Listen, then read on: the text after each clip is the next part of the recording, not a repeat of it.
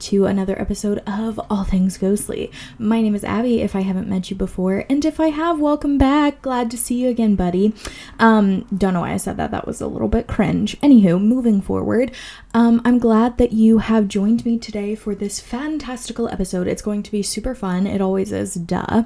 But today we are talking about modern day possessions. So this topic actually came to me kind of on a whim. I kind of was just thinking about like the cases of possessions that I currently knew about, and all of them are from a while ago. Like obviously that one girl, I think her name is like Annalise something, or it's something like that. It's like a very, very well-known possession story. I think she was a smaller girl, like maybe around the age of like 12 or something like that, where she got possessed and ended up dying from it.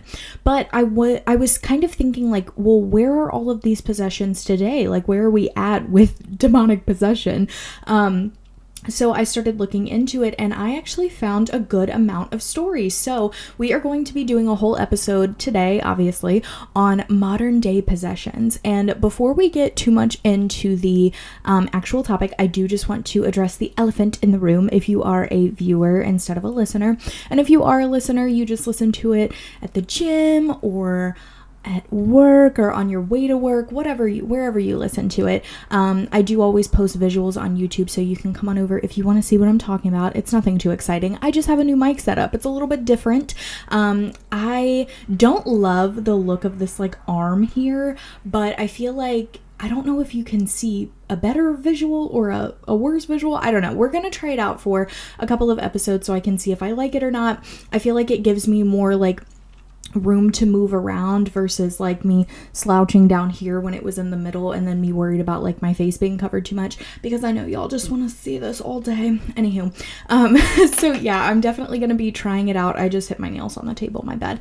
But I'm going to be trying it out. So let me know what you guys think. Obviously I want to hear your opinions.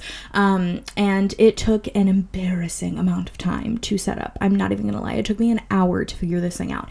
Not the logistics of it, but physically, like how to position it in frame, because a couple of the positions was like blocking my little neon signs, which we can't have that. We cannot have that. Absolutely not. And then to get it to like the perfect height, it was just annoying. So anywho, yeah, let me know what you guys think about the new mic position though. So like I said, all about demonic possession today, and I tried to pick stories from the current 2000s era. So the earliest one we have is from 2003, which is the one I'm about to go into now. And then I think the latest one we have might be from 2019. Well, technically, yeah, we have two Reddit stories that are going to be at the end. Spoiler alert. And although they were posted like 3 and 7 months ago, they're talking about different time periods. So it doesn't necessarily mean it happened when the user obviously posted about the experience. So I'm not sure when our earliest or most current one is, but I think we for sure have one from 2019. Okay, I physically don't know what's wrong with me today, but I keep losing my train of thought. But like I was saying, it's going to be one of the articles that we go into today, and it's from 2019. So I'm for sure very excited about that one. But we're not quite there yet. So let's go ahead and jump into this first story. Now, I am going to be reading from some articles today, and I will always link those in the show notes or the description of wherever you're watching or listening. So if you're interested in seeing like some of the pictures, or if you want to read along, those are always linked. And this first one kind of just gives some like little synopsis. I don't know, that sounded weird. Synopsises. Anywho, they give a little synopsis of each case. So the ones that we cover from this first article are going to be less detailed, but then we're going to go into some more detailed, more of the detailed possessions, if you will. Anywho, again, I keep losing my train of thought. It's one of those days, It happens to the best of us. So the first article we're going to be reading from is rd.com, in case you're curious. And the first case is from 2003, and it is a kid named Terrence Cottrell. Sorry about the mispronunciations. I do my best, but names are not my forte. So it says, in 2003, an autistic 8-year-old boy named Terrence Cottrell was killed during a prayer service that was intended, in quotes, to drive out the evil spirits supposedly causing his condition. Which is just so sad. Like, again, we're literally sitting here saying that autism is an automatic telltale sign of demonic possession, which is just disgusting. The official cause of death is mechanical asphyxia due to external chest compression, meaning Terrence was suffocated. The Reverend Ray Hemphill, who had performed the exorcism, reportedly sat on the boy's chest until he stopped breathing. The Reverend was convicted of homicide. I would certainly hope so. Obviously, there are a ton more details on Terrence's case. If you guys are interested, definitely research it. It's a heartbreaking tale. Again, this was an 8-year-old boy. It's absolutely disgusting what was done to him. But moving on to one in 2005, and this was in Romania. I don't even know how to begin to say the first name, so I'm just going to spell it. It's Maricica, and then Irina Cornici, I feel like, or Cornici? Sure. Anywho, she was a Romanian nun, and she was 23 when she began hearing voices. She thought it was the devil talking to her. Although she was treated for schizophrenia, she relapsed and was then subjected to an exorcism. Bound to a cross, gagged with a towel, and left in a dank convent room for 3 days without food and water. I'm just going to call her Irina. Irina died of suffocation and dehydration, which again is just terrible. There was a couple articles when I was researching all of these cases that suggested that like mental illnesses were a sign of possession, like they were possession in a sense. And obviously I didn't read into those too much, but in this case, obviously she'd been treated for schizophrenia, so that kind of plays in here. And I feel like this was in 2005, so I feel like our understanding of mental illness was definitely growing at that point. It's not like it was in the 80s or something where people just denied it altogether and you were seen as like crazy for having mental illnesses. But yeah, it's obviously very sad what these people are going through, but let's go ahead and keep on pushing through the sadness and on to the next one. So this next person is named Christy Bamu, I believe it is. And it says, on Christmas Day in 2010, a 15-year-old boy named Christy was beaten and drowned in a bathtub in London by his sister and her friend in an attempt to exorcise evil spirits from the boy. Originally from the Republic of Congo, the pair tortured the boy with knives, sticks, metal bars, a hammer, and a chisel until he begged to die. The pair were convicted of the boy's murder. So it's very sad to see all of these exorcisms ending in literal murder. I feel like exorcisms, from what I've seen, like in movies and stuff, which obviously that's not fully accurate, it's very dramatized. I don't feel like exorcism should be harmful. Obviously, you're trying to banish the evil spirits and get the demons out. But I feel like even looking back to Annalisa's case, or Annalise, I think her name was she starved and like beaten and shit like that? I feel like, I don't know, maybe I need to look into exorcisms more, but I feel like I've never been under the impression that they're actually harming the physical person, starving them, suffocating them, chaining them to walls. I feel like it's always been like prayer, and I've even seen like splashes of water on the face, like cold water. But again, that's not torture unless you're making it torturous. Like you're just trying to kind of wake the person up type of thing with that. So I feel like I didn't know that exorcisms were this violent from the person performing the exorcism. Maybe the person that's possessed being violent, sure, yeah, of course. But I don't know, maybe I need to brush up on my exorcisms a bit more. So anywho, the last one from this article is called The Exorcism of Laura, and it is from 2015.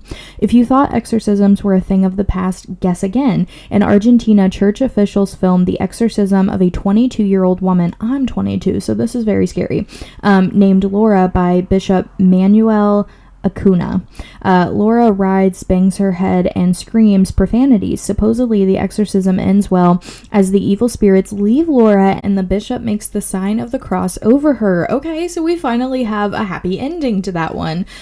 It worked. So shout out to Bishop Manuel Acuna. Hope I'm saying your name right, because you're a good one. So now we're going to get into the more detailed experiences of some more modern day possessions. And this first one, again, this is from a like a news site, so it will be linked below if you want to follow along. There's pictures and there's a video right here which I haven't watched, but and it is called I Could See the Demons, an exorcism in Arkansas, and this is from 2019, so this is just a couple of years ago now. So the woman's name is Amy Stamatis, I believe, or Stamatis, but I'm just gonna call her Amy because I don't want to butcher her last name a bunch of times. So it says Amy was left paralyzed below the waist after she plunged from the second story of her home onto a brick patio in November 2006. The circumstances of the incident were unusual. Amy had climbed into an open window and was sitting on the sill when she fell. She insists that she did not jump. Interesting. But for months beforehand, Amy had been struggling with dark thoughts. She had heard voices telling her to kill herself and sought treatment from doctors and psychiatrists. The voices didn't stop.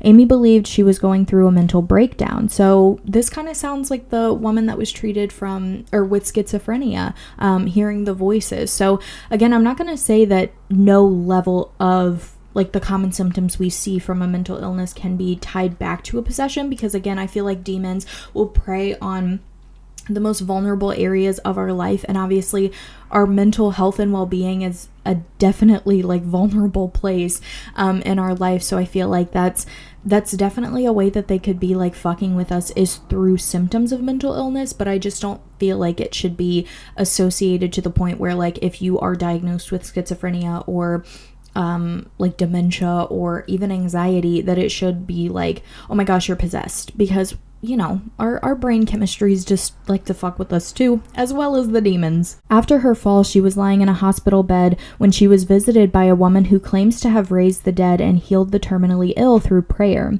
The woman saw something in Amy that no one else had. She saw demons. I don't like that one bit. Amy began experiencing strange ailments 7 months before her fall. She was wrapping up a 24-hour shift as a med-flight nurse at Baptist Health Medical Center in Little Rock when she was tasked with treating a burn patient. After wheeling him on a stretcher and completing a report, she found herself wandering the halls of the emergency room aimlessly. Honestly, a 24-hour shift, respect. Mad respect to all the healthcare workers out there. She had suddenly forgotten how to do her job. What? After I took care of him, my mind went out the window, Amy said. I was just blank. That was her final shift at the hospital. Amy, a marathon runner, went home and was unable to run straight. Oh my gosh. She couldn't even perform simple tasks like picking out her clothes. That is absolutely crazy. Amy told her husband she was having a nervous breakdown, which began a string of visits to doctors and psychiatric hospitals. She was diagnosed with different mental illnesses. Amy said that doctors prescribed her with antidepressants like they were candy. Yeah, they do love to do that. But the voices continued and her behavior became unpredictable. She stripped out of her clothes at a family gathering with her in-laws. I'm sorry, I shouldn't be laughing, but that is kind of funny. During visits to the hospital, she yelled at her former coworkers. A particularly tense episode happened when Amy and her husband traveled to the Mayo Clinic in Minnesota looking for specialized treatment. While there, she broke away from doctors and climbed 7 or 8 stories up to the edge of a parking ramp and threatened to jump. Police and her husband talked her down, but the voices continued. The Downtown Church of Christ in Searcy, I think that's the town that they live in, held a prayer service for Amy after she fell. Among those in attendance was Cindy Lawson, a Pentecostal evangelist who has performed about 10 exorcisms. Pentecostals call them demon castings, but the rite is fundamentally the same. Lawson was not a member of the Church of Christ and had never met Amy, but she heard about what happened and felt compelled to visit her. The Lord spoke to me and told me to go to the hospital to cast the demons out of her, Lawson said. I could feel something churning. Amy had broken her back in 3 places, punctured both lungs, and broken her ribs. That is a tough one to go through. She said the injuries indicate that she did not brace herself for impact. None of the bones in her arms and legs were broken.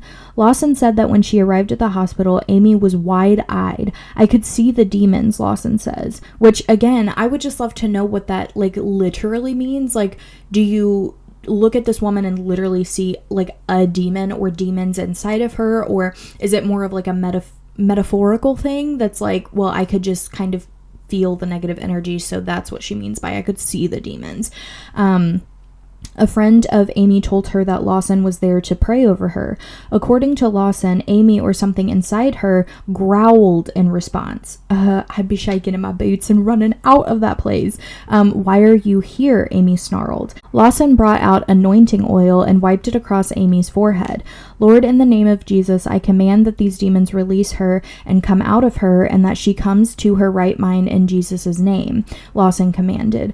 Amy's facial expression changed. The Spirit of the Lord fell into that room, Lawson recalled. Symptoms associated with demonic possession, convulsions, hysteria, erased memories can look very similar to the symptoms of conditions like epilepsy and schizophrenia. Exorcism rituals, which can include restraining a person, can be harmful and sometimes deadly, especially for the mentally ill. Okay, so like I was saying earlier, maybe exorcisms are just genuinely like pretty violent to the person being exorcised. But again, that was never my impression of them. So maybe that was something that I was like, I don't know, that maybe I was trying to make seem better in my head, but it wasn't. Anywho, in 2005, a Romanian nun who had been treated for schizophrenia died of suffocation and dehydration during a rigorous Orthodox exorcism. So this was the woman that we just covered in the last article. In 2007, a 22-year-old drowned and a 14-year-old was severely injured during a family-centered Maori exorcism in New Zealand. New York psychiatrist Dr. Richard Gallagher works with Catholic priests to help them tell the difference between those suffering from mental illness and those who have been possessed. The same habits that shape what I do as a professor and a psychiatrist, open-mindedness, respect for evidence, and compassion for suffering people, led me to aid in the work of discerning attacks by what I believe are evil spirits, and just as critically, differentiating these extremely rare events from medical conditions, he wrote in a column in the Washington Post in 2016. But careful observation of the evidence presented to me in my career has led me to believe that certain extremely uncommon cases can be explained no other way. It's hard to quantify how many people have been treated for demon possession in Arkansas or anywhere else. Many religions believe supernatural entities can possess humans, but the symptoms, treatment, and methods of diagnosis vary.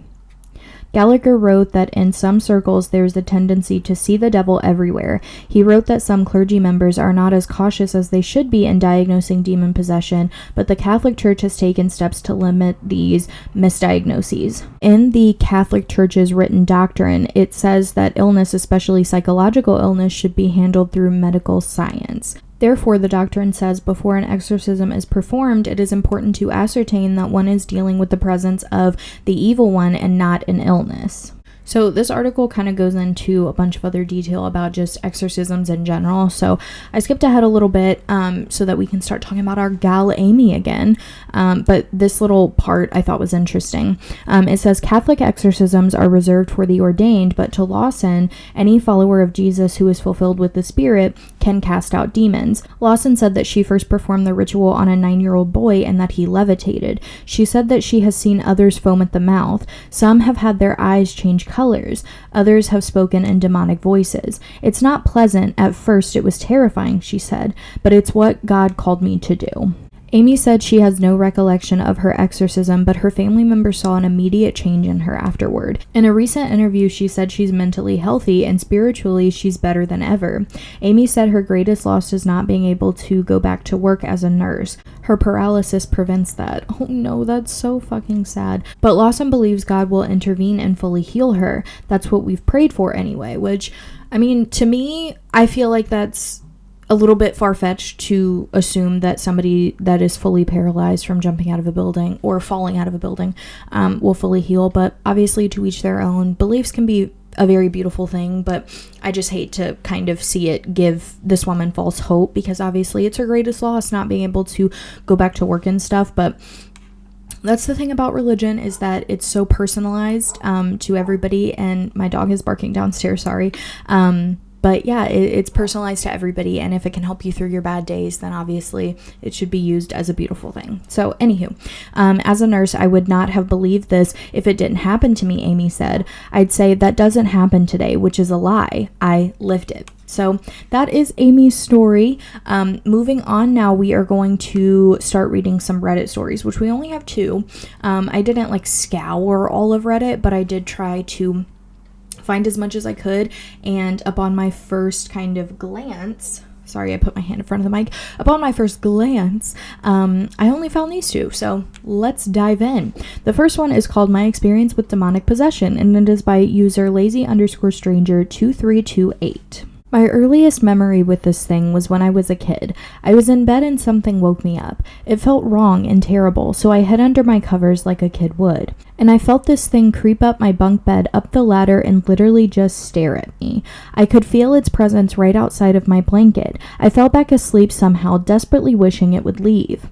It would then give me nightmares for years, and they'd always be the same. I'd be in bed like I was awake, but I'd be paralyzed and just see it hovering above me. It always had this shit-eating grin. I'm dead. My parents used to say that all the time.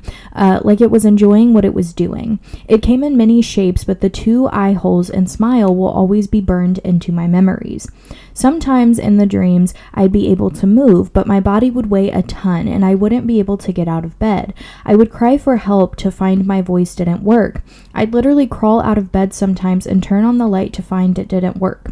Sometimes I'd crawl and make it all the way to my brother's room or my parents', but they'd never be able to help me. All the while that thing was there and just eating it up. The thing is, it always felt so realistic, like I didn't know I was dreaming until I woke up. It was horrifying. Sometimes it bled into actual waking paralysis, and I would know for sure I was awake but be actually paralyzed. I would see it lurking around my room, crawling on the ceiling, or just hovering right above me, smiling like it loved to do. Sleep paralysis is honestly one of my biggest fears.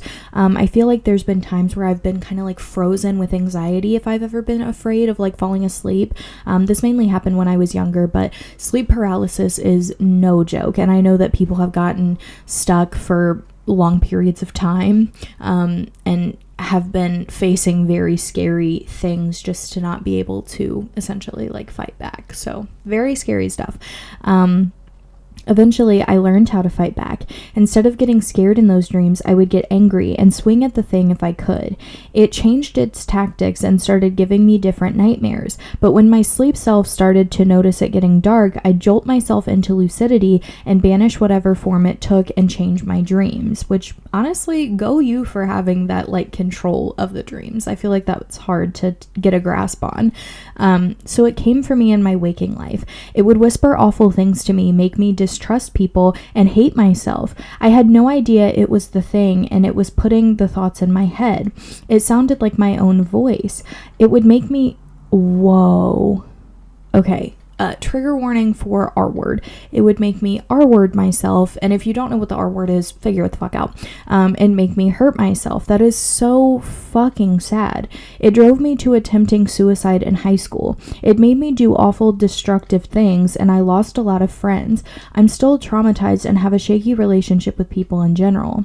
As I moved out of high school, I got into spirituality. I did a lot of research about energy and entities and finally put the pieces together. I was possessed. It was a demon. Probably a low-level one, but a demon all the same. At my lowest point after the suicide attempt, I'm assuming, because this person is obviously alive, it showed itself to me in person. I had just been kicked out and was living in a total dump of a place. I really hated myself, and I was getting drunk and throwing things and channeling a lot of anger, and I guess it was enough for it to manifest because I heard a deep rumbling, almost like a growl, and I could feel something coming from the other side. Then a shadow appeared, complete with horns, a tail, and glowing red eyes. I felt powerful fear just by looking at it, as if it radiated fear and negativity. It didn't say anything, and I willed it to leave, and it did, or maybe just made itself invisible again. I started to realize it was feeding on my negativity. They will do that. It all started with the nightmares, that mindless fear, and its smile. I was food for it, or it knew how to play me to make food, so I starved it. I aggressively changed my life. I was already into spirituality, but I devoted my life to it and uplifting myself and clearing up my energy. I love that. I found God and made his presence the one at my shoulder, his voice the only one I heard. I even started casting spells and cast a powerful banishing spell. I beat it with a passion. As the paper etched with all its foul deeds burned away, I actually felt the oppression I had known all my life start to fade. I felt confident in the fact it was gone and confident that I could shape my life, just like I had shaped my dreams. I haven't had any nightmares since then, no physical incursions. I still have some negative thoughts, because who doesn't? But they aren't nearly as frequent or as loud as they used to be. I'm so happy to hear that, because again, the things that they were describing above is definitely no fucking joke, and unfortunately they had to go through that, so I'm glad that they were able to kind of push those out. But maybe it's still there. Maybe it's just silently biding its time, waiting for me to slip up so it can sink its teeth in one more time. And then it says, edit, JK, it's 100% gone. Anybody can do this. It's all about willpower. If you feel like you're being haunted or know someone who's haunted, buckle up and take your power back. The only ones who can truly oppress us is ourselves. Just make sure you do research and aren't poking a bear with a toothpick. I mean, that's definitely very valid. I feel like if you do confront your demons, literally, you kind of have to know what you're doing, and you have to make sure that you're doing it the safest way you can. But I mean, like I've said before, I feel like a good way of getting yourself out of these situations is to just show the entities that you are in fact more powerful than them, because they are preying on the assumption that you are kind of stupid to realms and how they work and stuff, that they're this big scary entity that have so much power over you. So you need to show them that you know that that's not actually true. All right, so our last Reddit story is by user PRman99, and this is actually all responses to an initial post asking people if they've ever had experiences with possessions. It's basically just like a bunch of his stories that he commented under this post. So it says, yes, I am a pastor that has attended and performed multiple exorcisms, which I just thought was a very interesting perspective. So I'm super excited to see what this guy has to say, or this person has to say rather. First one, I was 16 at a Christian youth camp. There was a girl there all week that just had a darkness around her that you could feel. She was also very short-tempered and just sort of mean to everyone. Anyway, we come back to night games after the service and they are still praying, so we go to our seats on the front row and there are 6 youth pastors trying to hold down a 90-pound girl, and they are losing. The demon is whipping her. Oh my gosh, I was not prepared for that already. The demon is whipping her body up 2 to 3 feet off the ground with a power that the girl could never muster. She's foaming at the mouth and speaking in a low male voice that clearly isn't her own. They pray for her and the demon is cast out and the girl is freed. After this, she becomes a very nice girl. I ran into her just before it was time to go home, and she was very worried because her mom was a fortune teller and she was probably going to have a conflict at home. Another story, I worked at an auto parts store and we had a guy that would come in and talk about what a great prophet Nostradamus was. I've heard that name before, but I don't know how to say it. Like, I've never said it myself. We called him the Nostradamus guy. Anywho, the thing I noticed is that I could feel the evil on him, just like that girl. So one night I'm working with a Catholic girl and I tell her the Nostradamus guy is back because I could feel him next door. She's like, where? And I say, at 7-Eleven. That is kind of crazy that you felt him there when you couldn't see him. After a few minutes, she says, where is he now? And I point to the front of the store and say, he's right there. Now I'm currently pointing at the wall, but as my finger moved and he got to the windows, sure enough, he was right behind my finger. My coworker freaked out. I would too, to be honest. Never did have an opportunity to cast the demon out of that guy, but the person has to want to be free. When my daughter was 17, we started going to a small group in a house that had about 35 to 80, 18 to 28-year-olds every week. It was an awesome group where people were getting healed and saved all the time. They would go to the gym and see someone with a knee brace and pray for them and they would be healed. Pretty amazing time. Well, there were these 2 girls that seemed to have a distracting spirit. They would lay on the ground and laugh in a creepy way. They would say things at odd moments during worship and the sermon time just to disrupt the flow. When I brought it to the leader's attention, he said everyone just worships in their own way, which I actually love that energy. Like, instead of, I feel like most people, and again, this is a stereotype, so I'm not saying that this is everybody, but growing up with my own experiences, I feel like most pastors and preachers and just people involved with very strong religious practices only view it one way. You can't be this way and be a Christian. You can't be that way and be a Christian. So it's refreshing to see that this person was essentially just like, this leader was just like, everyone worships in their own way, dude, which is so accurate. Well, I prayed that God would remove the spirits from the room, and one Thursday God told me to turn off my music in the car and just pray in tongues the whole way to work, about 20 minutes. I didn't know what was going to happen, but I knew that it was happening that night. So we go, and when we get there, the demon in the one girl looks at us concerned. You could see a male demonic face through her face. There were so many people there that night, and there was nowhere to even step without stepping on someone. So this one grandma that was coming got up to go to the bathroom. As she did, she put her hands on the shoulders of the one girl. God said, "Do you see that? Follow her and put your hands on her shoulders the same way, and when you do, say, 'Be gone.'" So I get up and follow grandma and do the same thing and say in her ear, "Be gone." It was like I hit the demon out of there with a baseball bat. It flew into the left field bleachers. I was kind of amazed since I had just whispered the command. I go to the bathroom, and as I'm returning to my seat, the second demon is wise to what's going on, so the girl had fallen backward onto a couch so that I can't touch her without it being awkward. I ask God, okay, what do I do now? God says, see her foot, step on her foot, and say, "Be gone." So I do, and instantly the entire room is lighter. Both heaviness and darkness are gone, and it's like someone opened a window somewhere. Also, worship just became easy and flowed, and there was no impediment to it anymore. After this, I saw a book called The Right on the shelf in my house. It was highlighted in the spirit, meaning I could just see a kind of glow around it spiritually. Hard to explain. I didn't even know we had this book, and in fact, my wife had just found it at a thrift store for $1. So I start reading it. It's the story of a Catholic priest from Northern California who is assigned to be the exorcist and go to Rome for training. Slight problem though, he doesn't believe in demons. Well, that's definitely interesting. Anyway, I won't get into the book except to say that the one thing that stuck out to me was where it said, "In the West, we believe all demonic activity starts with the occult. Seances, Ouija boards, spells, astral projection, etc. While this is true, it's only about 50 to 20% true. The rest comes from drug abuse, sexual depravity, lack of forgiveness, etc. Unchecked sins. The Bible verse about don't let the sun go down on your anger, lest you give the devil a foothold, is more literal than figurative. So from my interpretation of that, it essentially is saying that if you lose control of your anger, that makes it susceptible to somebody else to come in and control it. And in this case, it's the devil, but it could also be a demon to possess you. So I think that that's kind of what it's saying. So we go back to the small group, and when we are ready to leave, we can't find my wife. I go to the other room, and there is a kid on the floor manifesting a demon, writhing around and talking in a voice that clearly isn't his. Also, there are 2 young men holding him down. So being the oldest person there that night, I go over to his head. "What's your name?" "No." "What's your name?" "I'll never tell you. In the name of Jesus, you will tell me." Fuck you. I'm sorry.